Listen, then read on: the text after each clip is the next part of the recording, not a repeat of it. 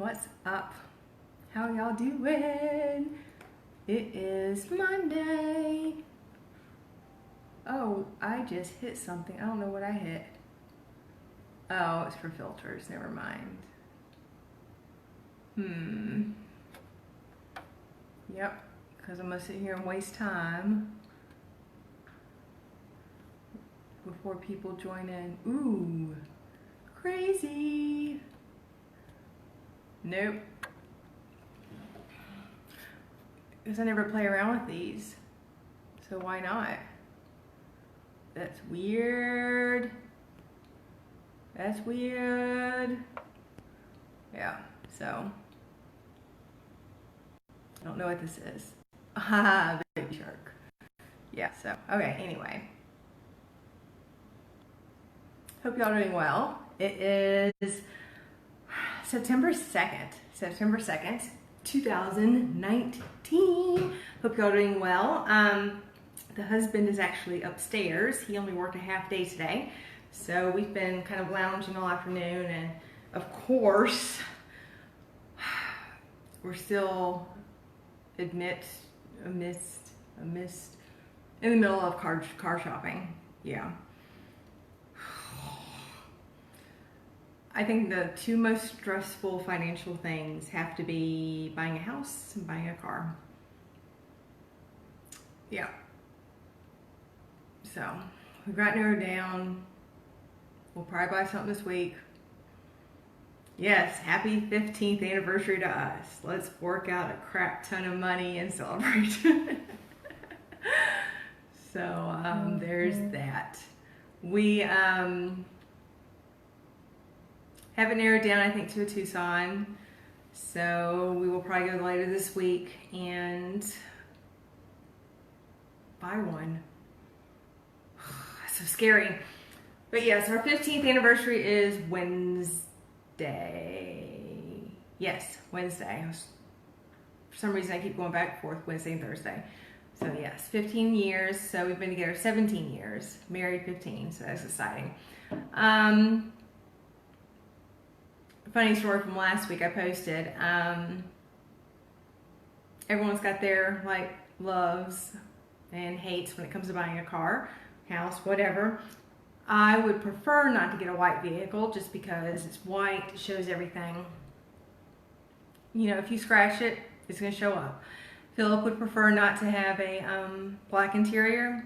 And he had an epiphany last week that the Jeep we've been driving for the past 10 years, guess what?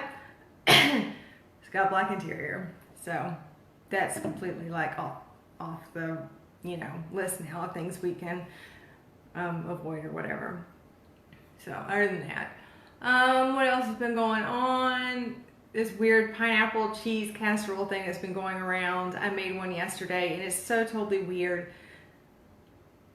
I like it. No, I like it. It's super, super odd.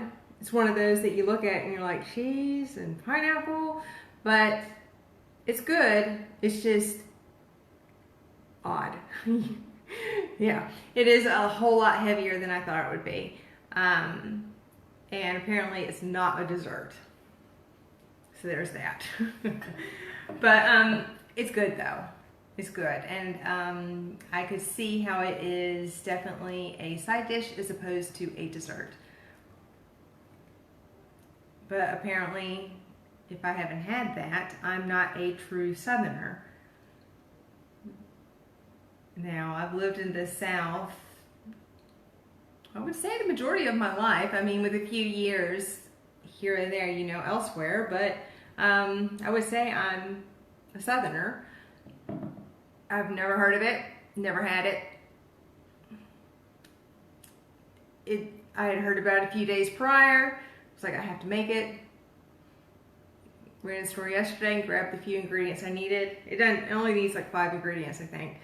And you have probably most of them in the house. So I made it last night and it's good. Like I said, it's in the fridge. I ate a bit of it today for lunch. So there's that. But anyways, look up pineapple cheese casserole. Apparently it's like the Southern dish. Like if you're a Southerner, you know what it is. I posted about it, and I immediately had several of my friends who I know are true Southerners post that, yes, this is like the best. So there's that. All right, tonight we are gonna make a lemon cranberry martini. I love lemons, I love cranberry, so let's hope that this is good. That is, y'all already know, cherry Pepsi and actually cake vodka. It is cake vodka and cherry Pepsi. It's always usually cherry Pepsi, but I swap between like vanilla vodka is my favorite. But I swap between vanilla vodka, cake, or whipped vodka. Can't go wrong with any of them. All right, tonight's martini, lemon cranberry martini. You need whipped vodka, you need lemonade, and cranberry juice. Super simple, only 1 alcohol. You need 2 parts whipped vodka. So I posted this last week and I got like no responses. Well, it was in my Instagram story, so there was that. So I mean, I've gotten many responses that way, but what do you do for the 15th wedding anniversary when you're about to buy a car and don't want to spend money anywhere else? Yep, that's where we are. We're gonna have a super cheap anniversary because we're already spending a crap ton of money elsewhere. Okay, 2 parts whipped vodka, 1 part lemonade, 1 part cranberry juice. Okay, so I already put my 2 parts whipped vodka. Here's my 1 part cranberry juice, and then I'm gonna do 1 part lemonade, and then we're gonna shake it up. But yes, it's been 15 years. The husband and I met in college. He lived 2 doors down from the girl I was living with over the summer. So one summer night I was hanging out with her, sitting on her front porch or whatever, and he came outside and we met. And it was like in May of the year. The school year had just ended, so I was staying with her that summer. And we hung out all summer while I was going to classes. He graduated that year, so he was working, and we hung out and got to know each other, and 17 years later, here we are. Yep. Yep, that's lemon cranberry. Although, I think I would do a little bit less cranberry. It's good though. Yep. Okay, tonight we're gonna breeze through these because y'all, it needs to be simple. If you have children and if you're a teacher or if you have kids and you are teaching them how to read, you gotta keep it simple. Don't think too deep, don't make it too hard. Keep it simple. The harder you make it, the less they're going to enjoy it. And the thing is, they're gonna get overwhelmed, and that's the last thing you want. In all honesty, I don't like to read. And in fact, the minute I start reading, I start yawning. So if I want to go to sleep, all I gotta do is pick up a book. It will take me forever to read a book. So most of the time, if I'm gonna read, it's gonna be a magazine or something that's got like short little, like 1 to 2 page, chapters or something like that, because I start reading and I just want to go to sleep. I don't care for reading. And it's gotta be something that's like funny or like super, super, super interesting to me. All right, so I'm gonna breeze through these like really, really quick because like I said, you want to keep it easy. As a pre-K teacher, I can vouch for the majority of these because I had up to 36 children at a time. About 3/4 of them would go to kindergarten, either beginning to read or just like right there close being able to. I mean, they're right there on the verge. So if you start this, at 3 years old, by the time they go to kindergarten, guess what? You're going to have a child that is starting to read. They're going to love it, but the biggest thing is you have to keep it fun. You have to change it up. If you stick with the same old, method all the time, guess what? They're going to get bored. So one of the first things, most important things is be energetic, use voices. If you think about it, a book, it's got the plot, it's got the characters, all that stuff. Every character is going to have a different mindset. Every character is going to have a different voice. They're going to have a different personality. So use voices. Ask what's happening next. As you go through and read a book, this is one of my favorite, actually. One of my favorite things to read is when you take a well-loved book and change the view. So if you, the Three Little Pigs, you all know the story of the Three Little Pigs. Well, this is the true story of the Three Little Pigs, and it's the Three Little Pigs told by the point of view of the wolf. This is one of my favorite books of all time. Because the wolf's all like, hey, I just wanted a cup of sugar. And he's going, you know, from house to house, and the pigs are like, oh no, no. And unfortunately, he's got a little bit of a cold. And guess what? The little cold causes a little tickle in his nose, and he sneezes, and unfortunately, it causes the house to go down. So it looks like he's the bad guy. But guess what? I love those stories when they flip-flop the views. Anyways, be energetic, use voices, ask what's happening next. As you're reading through, and let's say you stop on this page, what do you think is going to happen next? Get them to think about it. Ask them what's happening now. That helps them keep focused. That helps them. That helps make reading interactive. It helps you understand that they are building on that comprehension. There's so many times I can read through something 20, 30 times and I still don't know what I'm reading. So ask them what's happening. What do they think is going to happen next? It's huge. Discuss the characters.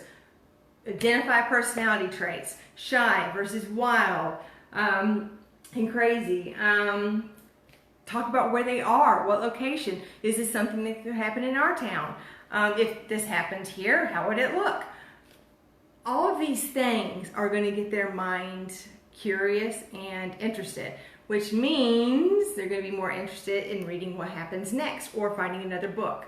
So, seriously, as you read, this is one of the most important things as a parent. If you are a parent and you are reading to your child, this finger, or this one, whichever hand, if you're holding your book with one hand, the other finger needs to be doing this.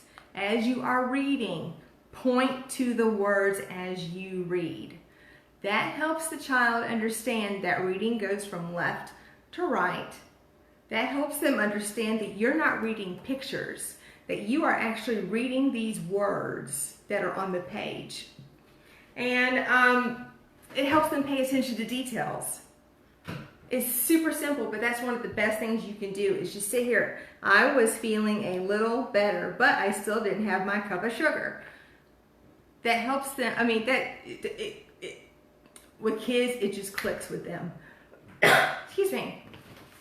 Read often, reread books multiple times. Take a favorite book, reread it. If they want to read it every night, do it. Guess what? Because that means that they are interested, they like it. Change it up. Just because the book has certain words on the page doesn't mean you have to stick to it. The very first thing you can do is go through the entire book and create a story based on the pictures. So don't even look at the words. On this, I mean, just tell a story just by the pictures and then go back and read the words. Get creative, use that imagination. One of the biggest things as a parent you can do is express a love of reading. If you make it seem like work, guess what? They're going to think it's work. So I know most schools require children to read, let's say 20 minutes every day after school. When you say it's homework or assigned reading, guess what? There's that automatic link that it's work. So you have to find a way to express a love that so they're interested and excited about it, and it doesn't seem like work or required, because most of the time they're going to object to that. They don't want to do it. So make sure you're expressing how much you love reading, how much you enjoy reading with them, books that you love, everything. Even though it may not be age appropriate, share what you're reading right now. There is a way that you can get creative, and whatever you're reading right now, create a story and tell them, oh, I'm reading this awesome book. It's about a guy and a girl that they meet, and they're in this town, and they do this, this, and this together, and they went to this castle. And so, I mean, there's a way that you guys can share what you're reading without telling them, of course, little details that may not be, you know, child appropriate. But tell them how excited you are about reading what you're currently reading. That gets them excited over what they may be reading. One of the things that, and I think I don't know if I grabbed it or not. Yeah, I did not. For young readers that are past the basic, you know, Jack and Jill books or whatever, but there's more lines on a page as opposed to just a single line, a ruler, some kind of straight edge piece of paper. Let them put a piece of paper or a ruler underneath the sentence that they're reading. A lot of times seeing all of that on one page can make the mind go cuckoo crazy. So reading one sentence or one line at a time and being able to block the rest out a lot of times helps tremendously. Your biggest goal is to make it as easy as possible for them to read. If they're having to decipher what's a sentence and where the lines are, guess what? They're gonna get frustrated, they're gonna quit. So make it easy. Go ahead and stick a ruler, stick some kind of straight edge. That way, so as they're reading, they can bring it down and follow along. That's the biggest, one of the biggest things, I've said that with everything now, I know. Pick books based on subjects they're going, based on subjects that they're going through right now, hobbies they're interested in, their age level. I mean, Three Little Pigs, if they are not necessarily kindergarten, first grade anymore, guess what? This is a good book for second, third graders because they already know the story of Three Little Pigs. They don't want to read that anymore. But this is a good little interesting, you know, turn on the original story. I love this one, Gingerbread Man Loose in the School. First few weeks of school, guess what? Super stressful. This is a fun little book to read at the beginning. Use our imagination. And create a comfy and cozy place at home for them to read. Think about you sitting in a doctor's office, sitting in those dang stiff chairs. Guess what? It ain't comfortable, isn't it? So you probably don't want to read, but you do because that's all there is to do. So create a super comfy, cozy space. That way so they can enjoy reading. They have somewhere that they can go. They look forward to it. There you go. One of my favorite books, Chicka Chicka Boom Boom. Now, I'm not going to sing to you because my singing voice is awful. So anyway, Chicka Chicka Boom Boom is one of those books. Now, this is going to be more for your pre-K and your, oh, it's telling me to go live with people. Excuse me.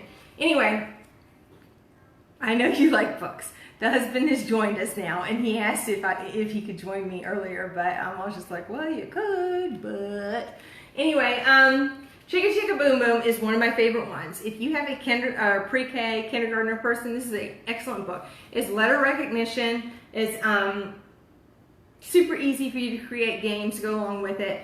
Now, if you go onto YouTube, there's actually a song, and yes, it's by Bill Martin and John Archambault. And I actually did this in my pre-K program several years, but it's a song, A told B and B told C, I'll meet you at the top of the coconut tree. But it's a whole song, it goes all the way through. But it's super easy for you to create games with. Now, we had these letters that I would throw on the floor all over the place, and I would most of the time do it, of course, in alphabetical order. And as I said the letters, the kids had to hop or bounce or whatever to each letter. Or it'd be kind of like a musical chairs thing. As I would play the song, I would hit stop, and I would pull a letter out of a bag, and whichever letter it stopped on, they would be out or whatever. So Chicka Chicka Boom Boom is one of those really fun, super easy books to create games and enjoy. One of the things, I've said this in the past, Cat in the Hat. I'm not the biggest fan of Dr. Seuss. Because, and the only reason why is because he does have a lot of words in his books that aren't real words. So if you're trying to teach children how to read, you gotta tell them, well, that's not a real word. But if they're learning how to read, that's very hard for them to understand the difference. So that's one of the main reasons why I don't care for Dr. Seuss. But if you're teaching reading and rhyming, he is one of the best ones to go with. And the main reason is because with The Cat in the Hat, a publisher came up to him and was just like, hey, we got this big old trend of a book club right now, books going out, the Dick and Jane books. Dick and Jane's boring. Kids have been looking at Dick and Jane forever now. They're boring. It's too simple. We need excitement. We need something fun. They gave him a list of about 240, 250 words that the 5 to 6 year old should know. Basic sight words. And they said, we need you to create a basic, a fun book, exciting book that will get kids reading and excited about reading. Then came Cat in the Hat. If you read The Cat in the Hat, it features, I think, about 235 of the basic sight words that every kindergartner should know. There you go. So, as much as I don't care for Dr. Seuss, The Cat in the Hat is one of the best books that you can use for beginning reading, and it helps tremendously if you're trying to teach children how to rhyme. Okay, at home, this is for reading, basic. This is probably more so for like 4, 5, 6 year olds. Label everything. Label everything. Give everything a name. If you're at home and you want to keep toys organized, you want to keep things in their place, you can go online. You can go and type in toys, labeling toys, and then hit the images tab on Google, and guess what? There are loads and loads and loads of little labels that you can print off, cut out, tape onto shelves, whatever. Give everything a name. If your child has a bunch of cars, make sure you have a bucket or something that is labeled cars. They see the car, they understand that C-A-R-S is cars. It all links together. Super simple. Give every object a name. And of course, it helps them understand that one word is associated with one object. Incorporate letter recognition reading into daily activities. People say, I don't have time to teach my child how to read. Yeah, you do. You pick your child up from school. You're on your way home. Guess what? S-T-O-P. You see a stop sign. There's a stop sign. What does it say? S-T-O-P. Stop. Stop. There's a red sign. It's got white. It's an octagon. Stop. Guess what? You just taught your child stop. Going grocery shopping. You can tell them, find the letter C. Go through the grocery store, find the letter C. You can give them, if you want to, little flashcards, whatever, for a little scavenger hunt type thing. Apple, A-P-P-L-E. They need to find the word apple somewhere in the grocery store. And if you want to, on each card, you can put like a +2 or a +1. You can write some kind of incentive. Or if they find all of the cards, let's say for each card, maybe they earn +3 minutes of staying up past bedtime. Maybe they earn 3 minutes of playing on video game. If they get all of the cards, maybe they earn an extra 15 minutes staying up past their bedtime. Super easy. Gives them something to do while you're grocery shopping, which means you're able to do your job a little bit better. Of course, kids are kids, so I know that doesn't always work out. The ABC song. I am not a fan of the ABC song because guess what? All that shows is memorization. It is super easy to sing the ABC song all the way through Z because it's a song. You can sing it and not even know what it says. There's so many songs that I sing and I don't even think about what it means. And then later on I'm like, ooh, I shouldn't be singing that. Okay, so instead of the ABC song, they need to, when you sit there and you break it down, what letter is this? It's the letter A. What sound does it make? Find something that begins with the letter A. Share a word that starts with the letter A. Find the letter A within a word. Write the letter A. Just because they know the ABC song means nothing. Being able to recognize the letter and everything that comes within it, guess what? So much more than that. All right, because I'm, of course, talk too much already. All right, make fun, creative games. It's important for you to use many methods. Don't get repetitive, stay exciting. Kids learn different ways. Of course, y'all have seen it before. We use Legos where you build words with Legos. You can look it up, Google it, y'all know. Kind of similar. Stickers, kids love, stickers. C-A-N, let them match the letters. Uppercase, lowercase, it's just little dots. Super simple. There's some scrapbook letters, everything. Clothespins. Get a paper plate on the back, write whatever letters you want. You can do uppercase, lowercase, you can do letters or numbers with anything. And on a clothespin, of course this is a super small one, so it's not the best example for this one because this is for this. But anyway, clothespin, you can write on the clothespin itself, letter B, and they have to match it to the letter B. On this, I just go popsicle stick, so if you're teaching them how to read, there's B.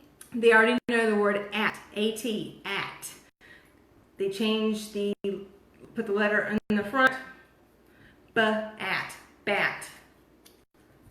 B-it, bit. Super easy and simple. Magnetic, you know those magnetic letters that are on fridges that you've had on fridges since probably like 1960s, 50s, whatever. Dry erase marker, write the letters all over. They can match the magnetic letters onto that.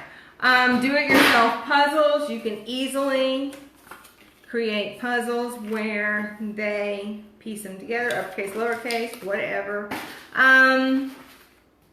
Make use of games you already have in the house. Scrabble. Use it as tiles for other games. Boggle. For the older kids, guess what? You can actually play the game with them. Oops, excuse me. That went over there. You can go onto Google, hit whatever letter you want, and print out big old bubble letters if you want. And it's one of my favorite things that we did with our kids every week is we had a letter of the week. And like this would be gold, glitter, G. You can get some gold paper or whatever, cut it out into tons of little tiny pieces and glue it onto the G. They then can relate that gold and glitter start with the letter G. In newspaper, same thing. I'm sorry, y'all. All right. We had these too with phonics. You can get these little ramekins at Dollar Tree. I think it's like a pack of 10 of them for like $1.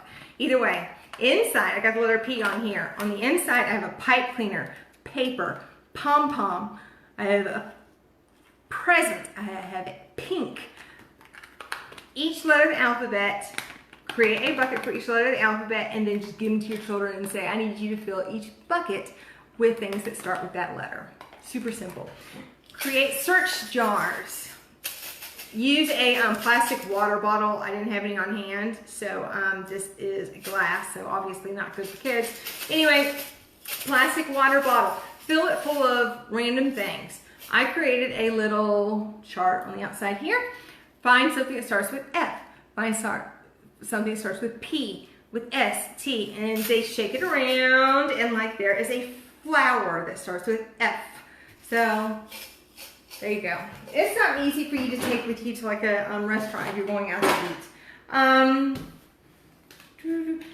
Back to this, if you've got Play-Doh on hand to help them understand the shape of the letter, let them use Play-Doh to make the shape. I know it's already, it says it's 7 o'clock. I just skipped like an hour or something. Uh-oh, I know I haven't been talking that long. Time out. Okay, anyway,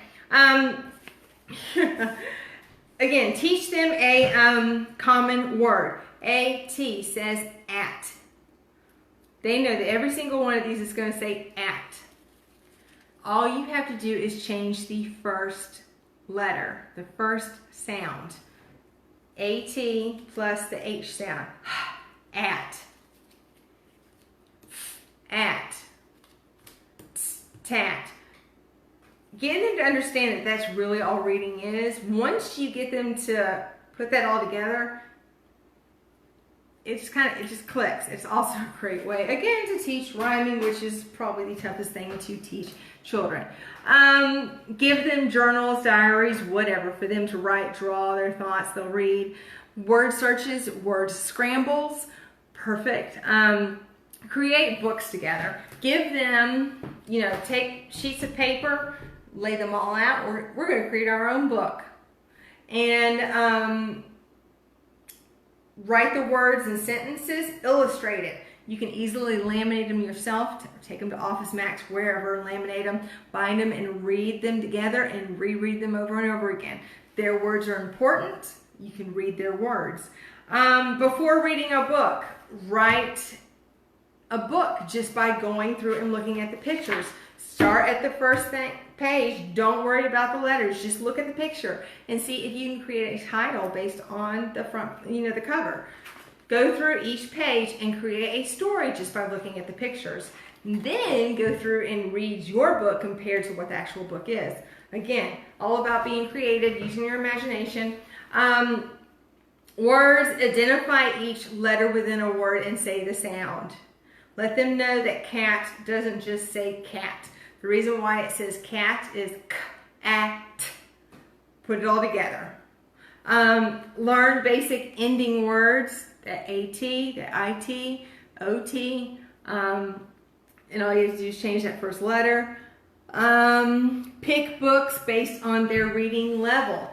These books right here are too much for a kindergartner. Pick books based on their level, because guess what? If it's too hard, they're going to want to quit. They're easily discouraged. They're bored if it's too easy. And don't nitpick if they skim over words. I want you to think about yourself as a reader. As you're reading through something, do you read every single word? Or do you typically skim through? So, if they're sitting there reading and they miss over a word, or they skip over a word, don't call them out for it, because as soon as you do that, guess what? It builds up unnecessary anxiety. Because guess what? As an adult reader, for the most part, we very rarely read every little word that is written within something. We typically skim, so that's something that's going to be learned over time. So there you go. Any questions, ideas? Let me know. That's just a few. I mean, I could go on and on and on and on about this kind of stuff, because it's super important. Again, the most important thing is you don't stress it. You make it easy, you make it fun, and you make sure that whatever you do is based on their age level and their interest. So that is definitely, of course, the most important things. All right, because I've already gone like almost 5 minutes past the time that I like to go. Next week, next Monday night, guess what? Is a special kids night. We are going to get a little messy, because that's the way kids like it, right? Yep. So, next Monday night, kids night, I'm calling this Slime September. Slime September. I don't know if slime's still a thing. I just know that every single one of my 4- and 5-year-olds that I had every single year, it didn't matter if it was 1990, 2000, 2010, guess what? Every single kid loves slime. They love it. So, ooh, and it totally like went slow there. Next week, we are making slime. I have not tried any of these recipes yet, so y'all know that could go really, really good or really, really, really bad. We're gonna cross our fingers it goes well, but who cares if it goes bad? That just makes it more fun. And because it's a kid's night, no martini, we will be making a slime punch. I've pared it down, of course, for one serving, but slime punch. So next Monday, Slime September, we're making slime, we're making a slime punch, and we're gonna have some fun. So until then, YouTube, Facebook, Pinterest, Instagram, like them, love them, share them, give me some kudos, give me some advice, some recommendations, give me your love, whatever you got, share them. Whatever help you got, I'll take it. Love y'all tremendously. I will see y'all next Monday. Bye.